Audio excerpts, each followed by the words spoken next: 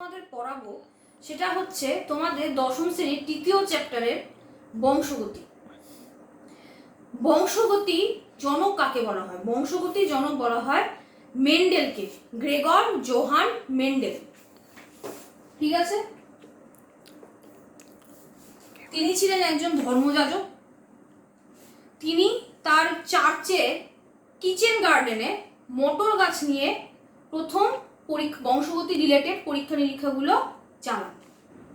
ঠিক আছে, এবার তিনি দেখেছিলেন যে মটর গাছের যে বৈশিষ্ট্য, ধরো একটা মটর গাছ লম্বা আর একটা মটর গাছ লম্বা, দুটো মটর গাছের মধ্যে তিনি ক্রস করালেন বা সংকরায়ন ঘটালেন। তারপর দেখা গেল সেই যে তার থেকে যে সন্তান হলো, মানে অপত্য যে মটর গাছ তৈরি হলো, সেই অপত্য মটর গাছ লম্বা হলো। বনের সময় তিনি দেখলেন একটা লম্বা মটর গাছ একটা বেটো মটর গাছের মধ্যে ক্রস করানো হলো, তার থেকে যে অপত্য মটর গাছ তৈরি হলো সেটা দেখা গেল সবাই লম্বা হলো। বা ধরো হচ্ছে কোনো একটা মটর গাছের বীজ হলুদ, আরেকটার বীজ সবুজ, দেখা গেল ক্রস করানোর পর হলুদ বীজ যুক্ত মটর তৈরি হচ্ছে। বুঝতে পেরেছ? তাহলে বাবা মায়ের মধ্যে যা থাকে সেটি সন্তানের মধ্যে সঞ্চারিত হয়। সেটা বাবা মায়ের চারিত্রিক বৈশিষ্ট্য, স্বভাবগত বৈশিষ্ট্য প্রায় মোটামুটি অপরিবর্তনীয় অবস্থায় সন্তানের মধ্যে সঞ্চারিত হয়। একদম ডিটো সঞ্চারিত হয় না, মোটামুটি সঞ্চারিত হয়। ঠিক আছে, তাহলে এটা কেন হয়, কি জন্য হয়? তোমরা হয়তো আগের চ্যাপ্টারে পড়েছো, সেই কথাটির নাম হলো জিন। এই জিনের জন্যই বাবা মায়ের বৈশিষ্ট্য সন্তান সন্ততিদের মধ্যে সঞ্চারিত হয়। কিন্তু মেন্ডেল জিন কথাটা জানতেন না। মেন্ডেল জানতেন যে, মেন্ডেল বলেছিলেন যে এটা একটা ফ্যাক্টরের জন্য হয়, একটা ফ্যাক্টর আছে, সেই ফ্যাক্টরটা বাবা মা থেকে সন্তানের মধ্যে সঞ্চারিত হয়, মানে জনিত্রী মটর গাছ থেকে অপত্য মটর গাছের মধ্যে সঞ্চারিত হয়েছে। পরবর্তীকালে জানা গেছে যে ফ্যাক্টরটা হলো জিন। জিন শব্দটির পরবর্তীকালে উৎপত্তি হয়েছিল। তাও যেহেতু তিনি জিন জানতেন না ঠিকই, কিন্তু তিনি যেহেতু কি বলে এই জিনিসগুলো নিয়ে প্রথম পরীক্ষা নিরীক্ষা করেছিলেন, সেই জন্য মেন্ডেলকে বলা হয় বংশগতির জনক।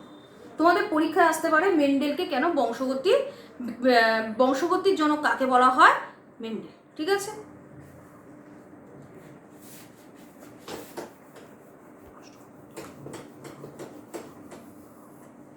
এবার নেক্সট তোমরা পড়ে নেবে মেন্ডেল কেন মটর গাছ নিয়ে আলোচনা করেছিলেন, মেন্ডেল কি কি বৈশিষ্ট্য নিয়ে আলোচনা করেছিলেন। আমি খালি বলে দিচ্ছি যে মেন্ডেল যেহেতু মটর গাছের বর্ষ মানে আয়ু খুব একটা বেশি হয় না, সেই জন্য অনেক অল্প সময়ের মধ্যে মেন্ডেলের মটর গাছের প্রচুর প্রজন্ম মেন্ডেল দেখতে পেরেছিলেন। ঠিক আছে, এটা একটা কারণ আছে, আরো অনেক কারণ আছে, পড়ে নেবে। সেটা হলো প্রশ্ন আসে মেন্ডেলের সাফল্য লাভের কারণ কি, বা মেন্ডেল মটর গাছ নিয়ে কেন আলোচনা করেছিলেন। আরেকটা যেটা খুব ইম্পর্টেন্ট প্রশ্ন আসে, এটা হচ্ছে মেন্ডেল 7 জোড়া বিপরীতধর্মী বৈশিষ্ট্য নিয়ে আলোচনা করেছিলেন। 7 জোড়া মানে কাণ্ডের দৈর্ঘ্য লম্বা এবং বেটে, তারপরে ধরো হচ্ছে বীজপত্রের আকার হলুদ ও কুঞ্চিত, বীজপত্রের বর্ণ হলুদ এবং সবুজ, ফুলের অবস্থান, এগুলো বিভিন্ন রকম বৈশিষ্ট্য নিয়ে তিনি 7 জোড়া বৈশিষ্ট্য নিয়ে তিনি আলোচনা করেছিলেন। তোমরা কিন্তু 7 জোড়া বিপরীতধর্মী বৈশিষ্ট্য এবং কি কি বৈশিষ্ট্য নিয়ে আলোচনা করেছিলেন সেটা ডিটেলসে পড়ে নেবে। এরপর আমি যেটা যাচ্ছি সেটা হচ্ছে মেন্ডেল 2 ধরনের সংকরণ করেছিলেন, একটা এক সংকর জনন আর একটা দ্বিসংকর জনন। এক সংকর জনন আর একটা দ্বিসংকর জনন। এক সংকর জনন মানে কি? মেন্ডেল যখন এক জোড়া বিপরীতধর্মী বৈশিষ্ট্য নিয়ে আলোচনা করেছিলেন, তার মানে একটা বড় হাতের টি ধরো লম্বা ও বেটে। ঠিক আছে, আর দ্বিসংকর জনন কি? দুজোড়া বিপরীতধর্মী বৈশিষ্ট্য নিয়ে আলোচনা করেছিলেন। যেমন ধরো হলুদ, এটা একটা বৈশিষ্ট্য যেটাকে আমি ওয়াই দিয়ে লিখছি, ও গোলাকার যেটাকে আমি আর দিয়ে লিখছি। আরেকটা কি? সবুজ ও কুঞ্চিত, যেটাকে আমি কি করে লিখছি? ছোট হাতের ওয়াই ছোট হাতের আর দিয়ে। এখানে দেখো এক জোড়া বিপরীত লম্বা আর বেটে, আর এখানে দেখো 2 জোড়া হলুদ ও গোলাকার, সবুজ ও কুঞ্চিত। ঠিক আছে, তাই এটার নাম হয়ে গেল দ্বিসংকর জনন আর এটার নাম হয়ে গেল এক সংকর জনন। এবার আমরা নেক্সট যেটার মধ্যে যাব সেটা হচ্ছে এক সংকর জননের নিয়ে তিনি কিভাবে এক সংকর জনন কিভাবে করেছিলেন, কেমনভাবে করেছিলেন, এবং আরো বিভিন্ন রকম বায়োলজিক্যাল টার্মগুলো, ঠিক আছে?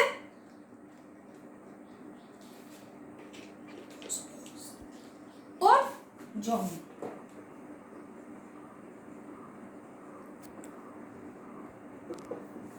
এক সংকর জননের জন্য মেন্ডেল যেটা করেছিলেন সেটা হচ্ছে কাণ্ডের দৈর্ঘ্য।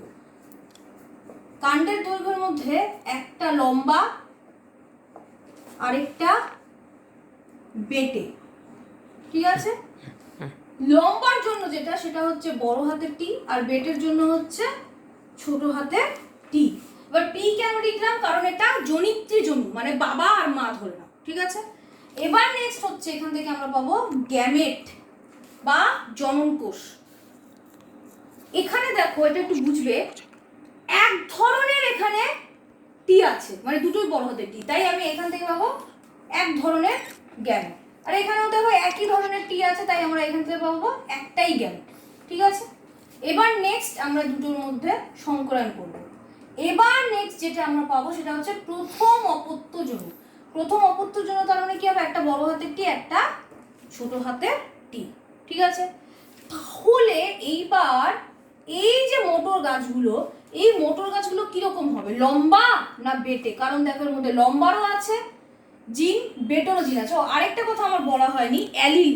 অ্যালিল জিনিসটা কি, ধরো এই দুটো জিন, এই দুটো জিনের এক একটা এক একজনের অ্যালিল, ঠিক আছে? এটা একটা অ্যালিল, এটা একটা অ্যালিল, ঠিক আছে? আর দুটো হলো জিন। এবার নেক্সট আমরা দেখব যে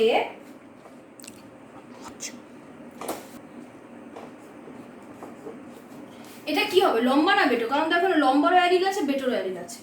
দেখা যাবে মোটর গাছগুলো সবাই লম্বা হয়েছে। কেন লম্বা হয়েছে?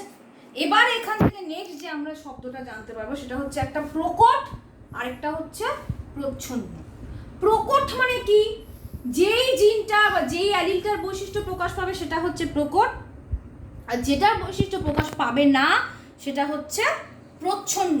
এখানে আমি এই জন্যই বড় হাতের টি দিয়েছি, কারণ মেন্ডেল দেখেছিলেন যে লম্বার বৈশিষ্ট্যই প্রকাশ পায়, বেটোর বৈশিষ্ট্য প্রকাশ পায় না। সেই জন্য বেটো যেহেতু প্রচ্ছন্ন সেই জন্য ছোট হাতের টি, আর এটা যেহেতু প্রকট লম্বা সেই জন্য এটা বড় হাতের টি।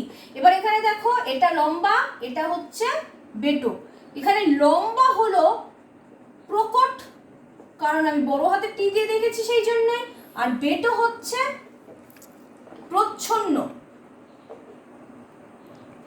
ঠিক আছে? কারণ সেই জন্য আমি বেটোকে ছোট হাতের টি দিয়ে দেখেছি।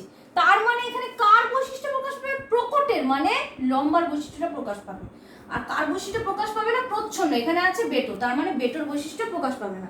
তার মানে আমরা যে গাছগুলোকে দেখবো সেগুলো সবাইকে আমরা লম্বাই দেখবো, বুঝতে পেরেছো? কিন্তু আমরা সেটা জানবো না যে অ্যাকচুয়ালি ওর জিনে কিন্তু বেটো আছে, সেটা আমরা তখন দেখে চোখে দেখে বুঝতে পারবো না। চোখে দেখে মনে হবে এটাও লম্বা, এটা সবই লম্বা, কিন্তু অ্যাকচুয়ালি ওর মধ্যে কিন্তু বেটোর জিনটা আছে, কিন্তু সেটা প্রকাশ পায়নি, সেটা হয়ে গেছে প্রচ্ছন্ন। আর লম্বারটা প্রকাশ পেয়েছে সেই জন্য এটা হয়ে গেছে প্রকট, বুঝতে পেরেছো? প্রকট আর প্রচ্ছন্ন। এরপর নেক্সট যে কথাটা আমরা জানতে পারবো সেটা হলো হোমোজাইগাস, হেটেরোজাইগাস, ফেনোটাইপ আর জেনোটাইপ। আচ্ছা, তাহলে আমরা পেলামটা কি, দেখো এটা একটা টি নিয়ে, এটা একটা টি, আর যেখান থেকে আমরা পেলাম এটা আরেকটা, ঠিক আছে? এবার নেক্সট দেখো আমরা এটার কি বৈশিষ্ট্য, লম্বা, এটার বৈশিষ্ট্য কি বেটো, আর এটার বৈশিষ্ট্য কি লম্বা। কিন্তু দেখো এটা তো ছেড়েই দাও, এই লম্বার এই লম্বার মধ্যে কিন্তু পার্থক্য আছে। এখানে দেখো কোনো প্রকার বেটোর জিন নেই, এখানে দুটো লম্বারই আছে, সেই জন্য আমরা এটাকে বলবো বিশুদ্ধ লম্বা বা হোমোজাইগাস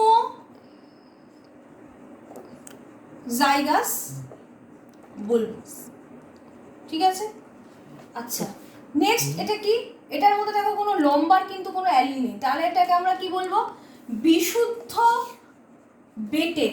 আর এটাকে আমরা কি বলবো, দেখো এটা লম্বা আছে ঠিকই, তবে কিন্তু ওর মধ্যে দেখো লম্বারও আছে জিন, বেটোরও জিন আছে, তাহলে এটাকে তো আমরা বিশুদ্ধ লম্বা বলতে পারবো না। তাহলে এটাকে আমরা বলবো শঙ্কর লম্বা। ঠিক আছে, তাহলে আমরা নেক্সট এবার দুটো টার্ম জানবো, একটা হলো হোমোজাইগাস,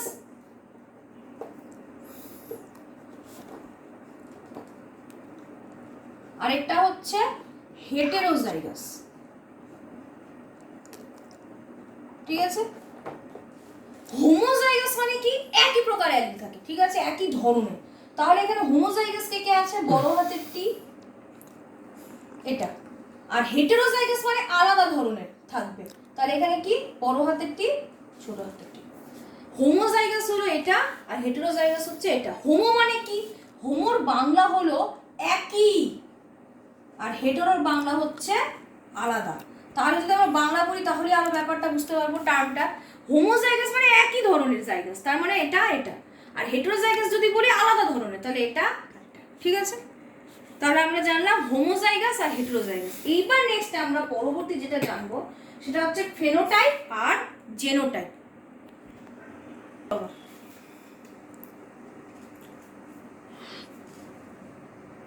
এরপরে নেক্সট যেটা আমরা জানবো ফেনোটাইপ আর জেনোটাইপ।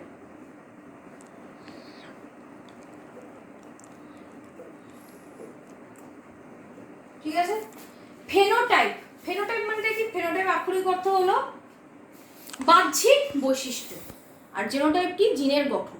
আচ্ছা, এবার যদি আমি বলি, আবার চলে আসে আমি লেখাগুলো কি কি ছিল, এটা একটা, এটা একটা, এটা একটা। ঠিক আছে, তাহলে এই যে এখানে যে অ্যালফাবেটিক্যালি যে এই কথাগুলো আমি লিখেছি এগুলো কি এক একটা অ্যালিল এবং জিন। তাহলে এটা হলো মটর গাছের জিনের গঠন, তাহলে এটা হয়ে গেল জেনোটাইপ। এবার এইগুলোর জন্য যে বৈশিষ্ট্যগুলো প্রকাশ পাবে সেগুলো হচ্ছে ফেনোটাইপ। যেমন ধরো এটার জন্য কি বৈশিষ্ট্য, লম্বা। এটার জন্য কি বৈশিষ্ট্য, বেটো। আর এটার জন্য কি বৈশিষ্ট্য, এটার জন্য লম্বা। সে শঙ্কর হোক না বিশুদ্ধ সেটা দেখার কথা নাই, লম্বা এটার বৈশিষ্ট্য প্রকাশ পেয়েছে, এটারও লম্বা এটারও বেটে। ঠিক আছে, তাহলে এই যে অ্যালফাবেটিক্যালি যে আমি কথাগুলো লিখেছি এগুলো হচ্ছে জিনের গঠন মটর আছে। তাহলে এই যে এগুলো এইটা হচ্ছে জেনোটাইপ, আর এদের জন্য যে বৈশিষ্ট্য লম্বা লম্বা বেটো সেটা হচ্ছে কি ফেনোটাইপ। বুঝতে পেরেছো? তাহলে জেনোটাইপ আর ফেনোটাইপ মোটামুটি হয়ে গেল। আবার আমরা পরীক্ষাটায় ফিরে আসি, ক্রসে। আচ্ছা, এবার চলে আসি পরীক্ষাটা। আবার কি ছিল, পিতে এটা কি, এটা, তারপর এখান থেকে গ্যামেট পেলাম, একটু সংক্ষেপে করছি। তারপরে F1 কি কি পেয়েছি, প্রথম অপত্যজন্য এটা এটা। তাহলে এটার আমার ফেনোটাইপটা কি, সেটা হচ্ছে কি লম্বা বা শঙ্কর লম্বা। ঠিক আছে, আচ্ছা এবার নেক্সট আমি কি করব, দ্বিতীয় অপত্যজন্য দেব। দ্বিতীয় অপত্যজনের জন্য আমাকে কি করতে হবে, দ্বিতীয় অপত্যজনের জন্য আবার এরকম ধরনের আমি একটা নিয়ে আসবো গাছ। হয়ে গেল? ঠিক আছে, আচ্ছা তাহলে তোমার একটু ভালোভাবেই দেখাচ্ছি।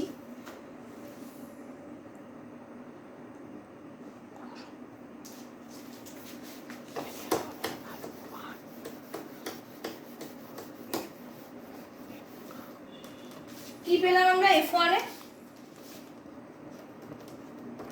টি টি, তাই তো? এবার এর জন্য আমি কি করব, আরেক ধরনের নিয়ে আসলাম, শঙ্কর লম্বা। ঠিক আছে, আচ্ছা এবার এখান থেকে আমি গ্যামেট পাবো আবার। এবার দেখো এখানে দুটো আলাদা ধরনের অ্যালিল আছে, একটা বড় হাতের টি, এটা ছোট হাতের টি, একটা বড় হাতের ছোট হাতের টি। তাই এখানে গ্যামেটটা আমরা দুই রকম পাবো। এর আগে আমরা এখান থেকে কি পেয়েছিলাম, টি, কেন, কারণ একই ধরনের ছিল অ্যালিল, তাই আমরা এক ধরনের গ্যামেট পেয়েছিলাম। এখান থেকে দেখো আলাদা ধরনের আছে, তাই আমরা দুই ধরনের গ্যামেট পাবো। একটা কি বড় হাতের টি, ছোট হাতের টি, আবার এটার থেকেও একই বড় হাতের টি, ছোট হাতের টি। তার মানে একটা সেট পেলাম এখান থেকে, আরেকটা সেট পেলাম এখান থেকে। এরপর নেক্সট আমাকে কি করতে হবে, F2 বের করতে হবে। তার জন্য কি করতে হবে, একটা টেবিল দেখাতে হবে। ঠিক আছে, এবার আমি কি করলাম, এটা একটা লিখলাম, লিখলাম লিখলাম লিখলাম। ঠিক আছে, এবার নেক্সট কি করতে হবে, আচ্ছা এই টেবিলটার একটা নাম আছে, এটার নাম হলো চেকার বোর্ড। অনেক বইতে পানেট স্কোয়ারও লেখা থাকে, ঠিক আছে, চেকার বোর্ড বা পানেট স্কোয়ার। এবার আমি কি করলাম, এর মধ্যে এটা টিটি হলো, আবার এটার সঙ্গে এটাকে দেখি টিটি, এটার সঙ্গে এটাকে দেখি টিটি, আবার এটার সঙ্গে এটাকে দেখি টি আর টি। এইবার আমার নেক্সট এখান থেকে যে প্রশ্ন আসে, মেন্ডেলের এক সংকর জননের জেনোটাইপ এবং ফেনোটাইপের অনুপাত কি? তো সবার আগে আমি তোমাকে কি বলেছিলাম যে এগুলো হচ্ছে কি এক একটা জেনোটাইপ। এখনো কিন্তু আমি এগুলোর ফেনোটাইপ মানে এগুলোর জন্য কি বৈশিষ্ট্য প্রকাশ হয় সেটা কিন্তু আমি লিখিনি, শুধুমাত্র জেনোটাইপ লেখা আছে। তাহলে আমি জেনোটাইপের অনুপাতটাই আগে দেখে নিই। দেখো এখানে বড় হাতে দুটো টি, কয়টা আছে? একটা, তাহলে 1। দেখো এরকম ধরনের কটা আছে, একটা বড় হাতের টি, একটা ছোট হাতের টি, একটা বড় হাতের টি, একটা ছোট হাতের, দেখো দুটো আছে, তাই 2, ঠিক আছে। আর ছোট হাতের দুটো টি কটা আছে? একটা, তাই 1। তাহলে কি হলো 1:2:1, একটা এটার জন্য, দুটো হলো এটা এটার জন্য, আর এটা হলো এটার জন্য, ঠিক আছে। এবার নেক্সট আমরা দেখব ফেনোটাইপের অনুপাত কি। তার জন্য আমাকে বৈশিষ্ট্যগুলো লিখতে হবে। এটার বৈশিষ্ট্য কি? লম্বা। এটার বৈশিষ্ট্য কি? লম্বা। এটার বৈশিষ্ট্য কি? লম্বা। আর এটার বৈশিষ্ট্য কি? বেটে। তাই এবার কি হবে? ফেনোটাইপের অনুপাত, ঠিক আছে।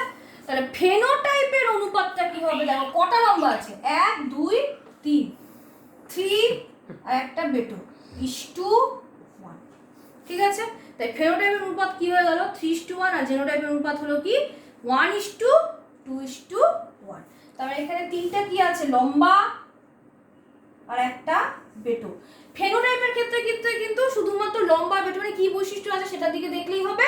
আর জেনোটাইপের ক্ষেত্রে কিরকম গঠন মানে অ্যালফাবেটিক্যালি লেখাটা কেমন সেটার দিকে লক্ষ্য রাখতে হবে। সেটা যদি লক্ষ্য রাখো তাহলে নিজেরাই ফেনোটাইপ আর জেনোটাইপের অনুপাত বের করে নিতে পারবে।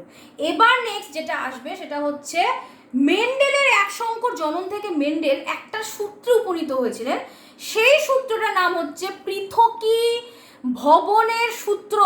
তোমরা যেটা কি করবে, বই থেকে পৃথকীভবনের সূত্র সেটা মুখস্থ করে নেবে। তাহলে আজকে আমরা পড়া থেকে কি কি পেলাম? এক সংকর জনন কাকে বলে, মেন্ডেল আগে প্রথমে বংশগতির জনককে মেন্ডেল, তারপরে মেন্ডেল কেন মোটর গাছ নিয়ে আলোচনা করেছিলেন, তার সাফল্য লাভের কারণ কি, তারপরে মেন্ডেল কয় জোড়া বিপরীতধর্মী বৈশিষ্ট্য নিয়ে আলোচনা করেছিলেন এবং কি কি। আর নেক্সট হচ্ছে মেন্ডেলের এক সংকর জননের পরীক্ষা, চেকার বোর্ড, ফেনোটাইপ, জেনোটাইপ, প্রকট, প্রচ্ছন্ন, অ্যালিল, হোমোজাইগাস, হেটেরোজাইগাস, এই জিনিসগুলো কিন্তু ভালোভাবে পড়ে নেবে এবং লাস্ট পৃথকীভবনের সূত্রটা কিন্তু ভালোভাবে একদম মুখস্থ করে নেবে। ব্যাস আজকে এই পর্যন্ত পড়া থাকলো। এরপরে নেক্সট দ্বিসংকর জনন এবং মেন্ডেলের সূত্রের ব্যতিক্রম আর হলো বংশগতির কিছু রোগ আছে যেগুলো পরবর্তী ভিডিওতে আমি আপলোড করব। আপাতত এই পর্যন্ত থাকলো, ধন্যবাদ।